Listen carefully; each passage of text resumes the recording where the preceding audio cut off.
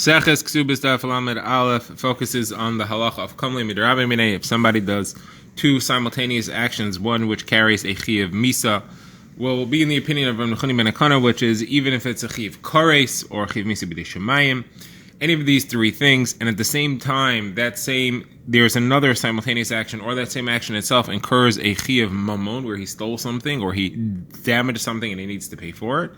He cannot get an obligation to pay at the same time that he gets a chiyuv on his life. So therefore, his putter doesn't need to pay. The Gemara will be analyzing when exactly do we say that two actions happen at the same time, and when do we view them as happening separately. We'll talk about three cases, primarily in Chil Shabbos. When do we say that a Maisa Chil Shabbos is one long action, and therefore some chiyuv mammon which happened at the same time, any time along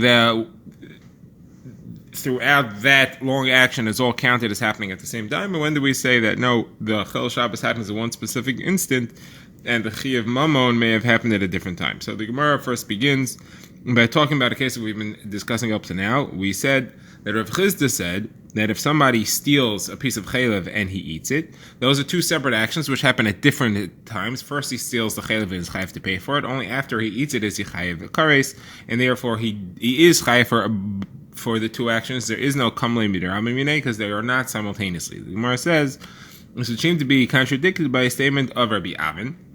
Rabbi Avin says if somebody fires an arrow and it travels 4 amos in Rishus Harabim, and along the way it tears somebody's shirt, so there's kamli midrabim, he doesn't have to pay for the shirt. Now let's analyze Chil Shabbos over here. If you move an object 4 amos, you violate an Isser Daraisa, and therefore there is a chi of skila, but that's only if you have three aspects. There are 3 parts to the action.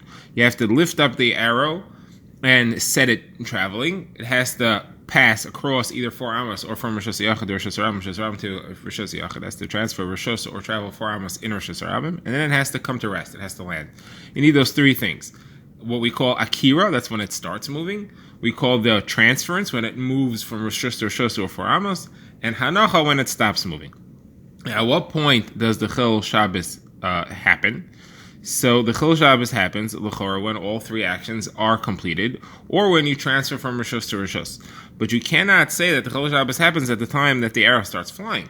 That would seem to be the pashas. The time the arrow starts flying is when the Chil Shabbos just begins, but it is not completed. Now, this guy ripped the shirt with his flying arrow along the way. So the shirt ripped, the hezek, the chi of mammon, the damage happened at some point during the flight, but it happened before it landed. It happened before the hanacha. So we should say, according to Rav Chisda, we should say that there is no kamlei midrabim here because the 2 things didn't happen at the same time. The damage to the shirt happened before the flight was completed and before the Chi of Shabbos took effect. But the Gemara says, Rav Avin says not so. Rav Avin says we view the entire thing as one long action of Chi of Shabbos, one long Chil Shabbos. The akira, the transference, the flight, and the hanacha is all one thing, and it's all viewed as one thing. And the ripping of the shirt happened during the Chil Shabbos, which was more than a split second. It was a long Maisa, because you can't do any of them without the other. You can't have a hanacha without a transference and without an akira. It's all one thing. So therefore, this would seem to not fit according to Rav Chisda, who would say that they did not happen at the same time. So the Gemara says, no, it's not correct. It does fit according to Rav Chisda. There's a difference between this case and the case of the person who ate the chaylev. The person who ate the chaylev, the Gemara's question to spell it out is that when the person ate the chaylev, according to Rabbi Avin, we should be saying the same thing. We should be saying that he picked it up in order to eat it. It's all part of the action of eating it. So at the same instant that he lifted it up, that is part of the action of completing the chila. It's part of the chi of kares, of the eating of the chaylev. And the stealing happens at the same instant. So we shouldn't view the stealing as if it happens separately from the action, which is the eating of the chaylev. It should all be part of the same action. It should all be happening simultaneously. So the Gemara's answer is no.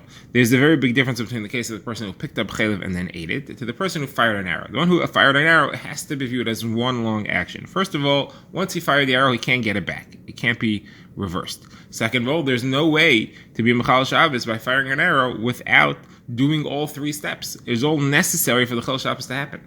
As far as the Chaylev, both of these elements are not there. First of all, you didn't have to lift up the chaylev at all. He could have bent down and eat the chaylev where it is on the floor. The fact that he lifted up was not part of the chil it's not a part of the Isser Achila, it's just a convenience. He didn't need to do that as part of the Isser. That's a convenience that he did to make things more comfortable for himself. It's not part of the Ma'is Achila, and therefore you can't view it as all part of the Achila. And he lifted it up, that wasn't the Achila yet, that wasn't the Isser Kares yet, that was the sealing though. The other point, the Gemara says, is when he lifted it up, he was not committed to the eating it. He could have put it back down. So therefore, nothing really happened at that point. You can't fault him for lifting it up as far as the Achila goes. He wasn't necessarily going to continue eating it. Only when he actually did the eating, that's when he's actually chayav anything. Says the Gemara, what's the difference between these two factors? The factor of the fact that it is he's not committed yet. When he lifts it up, he could put it back down, as opposed to Shabbos where he fired it, he can't take it back. What's the difference between that factor and the factor that there is a way to eat without having to lift it up, but there is no way to fire the arrow without doing the hakbah first? And where it says the difference is if somebody was carrying a knife for Amos and Rosh Hashanah and he slashed a shirt along the way while he was walking. So there you have one of those factors and not the other, and therefore it depends which is the key factor here. There you have the factor of he could have stopped and gone back. As far as ripping the shirt goes, he didn't have to. It's not like once he picked up the knife and started it to walk, he can't stop. He still could. So that aspect you do have. In that sense, this is reversible, and the Isser Shabbos shouldn't be viewed as if it is begun from the moment he started to walk. On the other hand, you do have to have the Akira and the Hanacha and the transference in order for the Isser to happen. So it is definitely part of the Isser. You can't say he could have done the Isser without it. All right, now the Gemara wants to compare the case of the flying arrow to another case. So we had the case of the flying arrow where we said that it's all part of the Isser, and therefore the ripping of the shirt happens at the same time as the Chol Shabbos, and Rabbi Avin said he's putter, he doesn't have to pay for it. Kamlei b'Rabbi. The Gemara compares it to a brisa that's brought by Rav Bibi bar Abaye, which says as follows: if somebody steals a wallet on Shabbos, so how does he get the wallet out of the property of the owner? If he lifts it up and walks out, so at the moment that he lifted it up, he's stealing. He's not chayav Chol Shabbos until he actually steps out of the rishus. The brisa says, and therefore there is no kamlei b'Rabbi. He's chayav to pay for it from the moment he lifts it up, and he's not machal Shabbos by carrying it out of the rishus until he steps out of the rishus, which is sometime later. Now, however, if he drags it out of the rishus, and a wallet here doesn't specifically refer to the wallet like we have, it just means a sack of money of some sort. Could be very large, could be very small. But if he drags it along the floor out of the man's rishus, so there he doesn't do any kinyan. There is no hagbah. It doesn't pick it up. The dragging is not a kinyan. If you drag something through somebody else's rishus, as long as it's in the rishus, it's on the floor, on the property of the original owner, you didn't steal it yet. The kinyan of stealing is not chal until he actually steps over the border, the property line. So there, the carrying, the Isser Shabbos of removing this from the rishus of the owner and the Isser stealing, those two happen at the same time, and there is kamlei b'Rabbi, and he is patur. He doesn't need to pay for the stealing because he gets misa for the Chol Shabbos. So the worst question is, again, this doesn't fit according to Rabbi Avin. Rabbi Avin should say this is just like the case of somebody fires an arrow. Even when he did a hagbah, he picked it up and he walked out of the rishus, the picking up is part of a long, extended Chol Shabbos action. And from the moment he picks it up, we should view it as if the Chol Shabbos happens already then. We should say that that's all part of the Chol Shabbos. So the moment that he lifted up, he did both. He lifted it up and he stole, and he lifted up and set a Chol Shabbos in motion. So the two things happened at the same time. It should be putter as well. Why does this brisa say that hagbah takes place before the Chol Shabbos? So the Gemara offers three potential explanations for this, and the Gemara will reject one at a time until we get to our final answer. And then we'll analyze the case more in detail and see if we can clarify some questions that we have on it. So the first question that the first answer the Gemara wants to give is that we're talking about where the person picked it up not with intent to walk out of the Rishos. He intended to hide it somewhere within that Rishos. And therefore, the moment that he picked it up was not a Akira. It was just a stealing. And the stealing, therefore, happens before the actual Akira happens. When does the Akira happen? When he changes his mind and decides that he wants to take it out of the person's Rishos, then he starts walking towards the edge of the property. That's the Akira in Hilchos Shabbos. So the Geneva happens when he picks it up and he intends to steal it. That's when there's Geneva. There is no Chol Shabbos yet. The Chol Shabbos didn't happen because he didn't intend to carry it out of the Rishos. When he actually decides to carry it out of the Rishos, now there's an Akira, but that's later. And therefore, Rabbi Avin would agree that the two things are not simultaneous in this case of the Brisa where he steals the wallet or the money bag. Now, the Gemara says that there's a problem with this answer, and that is that there is no Chol Shabbos in this case at all. Midoraisa, you only have a Chol Shabbos when he lifts it up. The original Akira that he lifts it up was with intent to do carrying. If you lift it up with intent to put it somewhere in that Rishos, and then he changes his mind and decided to carry it out, there is no Chol Shabbos Daraisa there. There is no Akira Havar and Hanacha there. So there couldn't be any Chiv Skil here. It is also D'Rabbanan, but that's not going to get you out of having to pay for what you stole. So the Gemara therefore goes to its second answer. The Gemara says, okay, we were talking about where he stopped along the way. He picked it up.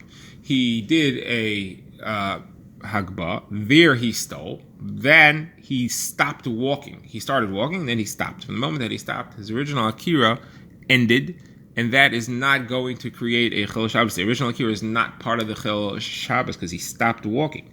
The Chol Shabbos only starts when he starts walking again, heading for the border, and this time he doesn't stop, he just goes all the way over. So he did kind of two Akiras. The first Akira, the first Hagba, was when he stole it. That did not lead into the Chol Shabbos, and then the second Akira actually led to the Chol Shabbos itself. So the Gemara says, okay, but let's analyze this more specifically. Why did he stop? If he stopped to rearrange it on his shoulder, that doesn't count as if it broke it up into two actions. Rearranging is part of the normal walking process, and therefore it's all counted as one long Akira and Hanacha. The original Akira is what leads towards the final leaving of the Rishos, and it actually is the Akira that leads to Chol Shabbos, so it is part of the Chol Shabbos and is at the same time as one is told, so that doesn't answer the question. All right, so you want to tell me he didn't stop in order to rearrange it, he stopped in order to rest. Stopping in order to rest is good. That makes a lot of sense. Now I understand you're right. There is no Chol Shabbos there. The Chol Shabbos only happens when he starts walking again from the resting position, and that's after he stole it. The problem is then the case in the second half of the Brisa where we're looking for where there is a Kamli B'Drav and he doesn't have to pay, the Brisa should say this case where he didn't stop, or a case where he stopped, but he stopped to rearrange it. Why does it have to go to a far case where he was dragging it? Generally, our rule is if you want to compare two cases, one where the halach is one way, one where the halach is the other way, you have the most similar cases as possible. So the Brisa had a Reisha and a Seifa. In the Reisha, there was no Kamli B'Ravnei, and the Seifa, there was Kamli B'Ravnei. So the Seifa, if the Reisha was where he stopped to rest, the Seifa should be where he stopped to rearrange it. Very similar. Why do you have to go to a case where he was dragging and he didn't do any Hagabah at all? Therefore, it can't be the Pshat, the Reisha cannot be referring to where he stopped to rest. So the Gemara gives a third answer. The Gemara says, okay, we're not talking about where he stopped to rest. We're talking about the opinion of Ben Azai. The author of this is Ben Azai. He says every time you take a step, it's like you stopped. It's a new Akira. Every step, every time you move your foot is a new Akira. And the Akira that is part of the Chol Shabbos is only your last step where you step over the border. So therefore, when the person picked it up and he started walking, he was a long way before he actually started the Chol Shabbos. He stole at that moment. The Chol Shabbos only happens even if he never stopped. It's considered as if he stopped according to Ben Azai. The Chol Shabbos only happens in his final step where he steps over the border. So the Gemara says we have the same problem over here, is that there's, again, we should have given a different case in the Seifa. If this is true, that you are in the opinion of Ben Azai, and there's no stopping, so then the case that's different than this is not where you dragged it. The case that's different than this is where there was no walking, where you just threw it. You picked it up, and in one motion, you picked it up and threw it over the border.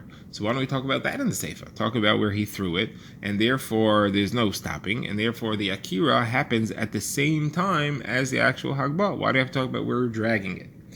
So the Gemara therefore rejects that answer as well.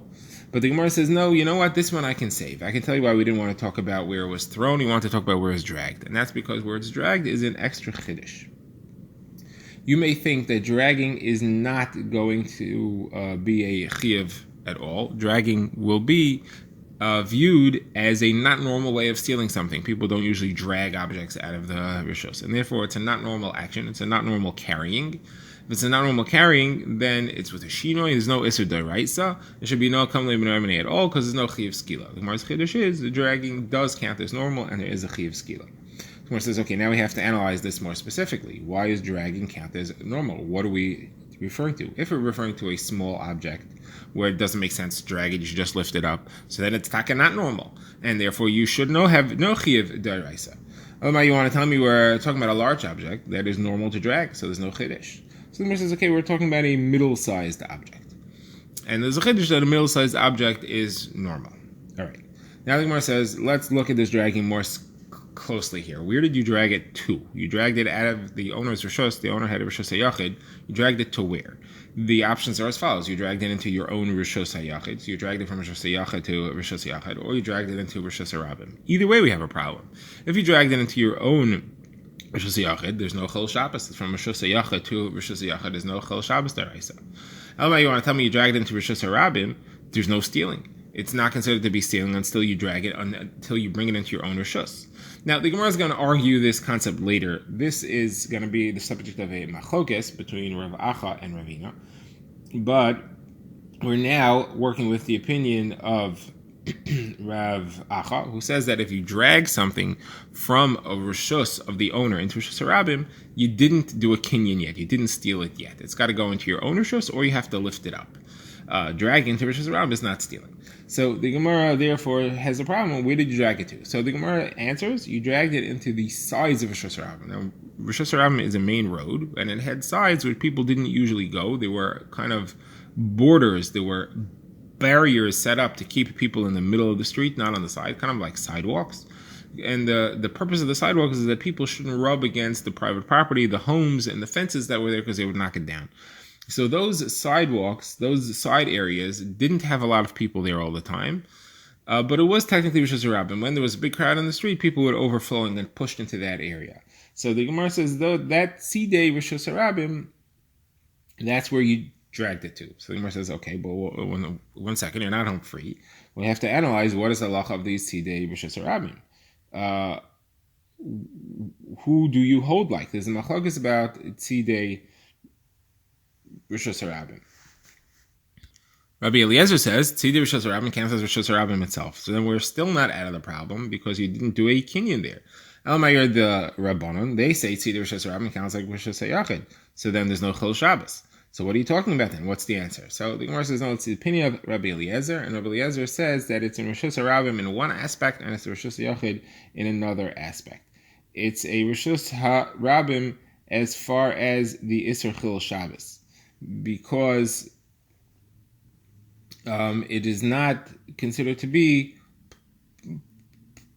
public rishus. However, there is a kinyan there. It does count as a kinyan because it's not that many people there usually, and therefore it counts as a private rishus, and he could be stealing it at that moment. Therefore, when he drags into tzidei rishus harabim, he's dragging into an area that's rishus harabim le'inyan chil Shabbos, and he wasn't chil Shabbos. And he also made a kinyan because it's rishus hayachid le'inyan the fact that he's considered to have stolen it. Says Gemara, another answer here could be that he had his own hand there on the floor, and it's like the opinion of Rava, which we've seen in Maseches Eruvin, that a person's own hand counts as an official rishus. So he transferred it. What he did was he stood at the border, he pushed it across the border from the owner's rishus into the rishus harabim, but into his own hand. Therefore, that counts as a chil Shabbos because his own hand counts as an official rishus, not as a rishus harabim. It counts as his own rishus hayachid, and it also counts as stealing because he pushed it into his own hand. Now, this, the Gemara says, was all in the opinion of Rabbi Acha, who says that the dragging in rishus harabim doesn't count as any type of kinyan. However, the Gemara says that Ravina disagrees, and Ravina says dragging into Rishus Harabim does count as a kinyan, and therefore there's no problems here. He's talking about where he dragged into Rishus Harabim, and he did both Chil Shabbos and kinyan at the same time. Says the Gemara, the Machlokes between Rav Acha and Ravina as to whether dragging into Rishus Harabim counts as a kinyan or not is based on a Mishnah. We have a Mishnah that has a Reish and a Sefer that have conflicting indications about this subject. The Mishnah is talking about where somebody steals a cow, and the cow drops dead while he has it. So it's officially an onus, but in fact, but someone who stole something is responsible for it. If a damage happens to it, he has to pay it back, even if it's an onus. But it's only after he did the kinyan geneva, only after it's already considered to be stolen and in his property. So when does that actually happen? So we have a Reish and a Sefer. The Mishnah says, in the Reisha, it says that if he was dragging it, and it never left the owner's rishus, then, and it dies then, he's not chayiv. He didn't do a kinyan yet. If, however, he lifted it up, or he took it out of the owner's rishus, he dragged it out of the owner's rishus, then he did a kinyan, and then he is chayiv. So, you have the Reisha says if he was dragging it and it's still in the owner's rishus, it's not a kinyan. The Sefer says that if he dragged it out of the owner's rishus, and the implication is into a rishus hayachid, then it is his. It is his, and there is a kinyan there. So what happens if he drags it into a rishus harabim? So the Reisha seems to indicate that if it was dragged into rishus harabim, it would be a kinyan and would be his. It says it's only considered to be not a kinyan and not his responsibility while it's still in the owner's rishus. Once it's out, even if it's in rishus harabim, it's already the thief's responsibility. The Sefer, though, puts lifting up and dragging out of rishus into the same category. Though it seems to indicate both of them is where it went into his personal rishus. He lifted it up and it went into his rishus. He dragged it out of the owner's rishus into his rishus. That's where there is a responsibility. But if he dragged into rishus around, he's not responsible. So therefore, they each learn their halacha different ways. Rav Acha is focusing on the Sefer, and Ravina is focusing on the Reisha. Says, what's each one going to do with the other one's proof? Gemara says each one has a proof, each one has a resolution for it. Ravina is not impressed by the fact that Hagbah is put together with dragging in the Sefer. He says Hagbah, it went into his Rishos. The Sefer is referring to where he dragged it out into Rishos Harabim. And there is a kinyan there anyway. Rav Acha is not impressed with the Reisha, where it says that it's only if it's dragged out of the owner's Rishos. That's not a problem. It's still called the Rishos of the owner even when it's in Rishos Harabim. The Rishos Harabim is public. So it's still viewed as the owner's Rishos. It's not until it gets into Rishos Yachad that we would say that it's considered to have left the Rishos of the owner.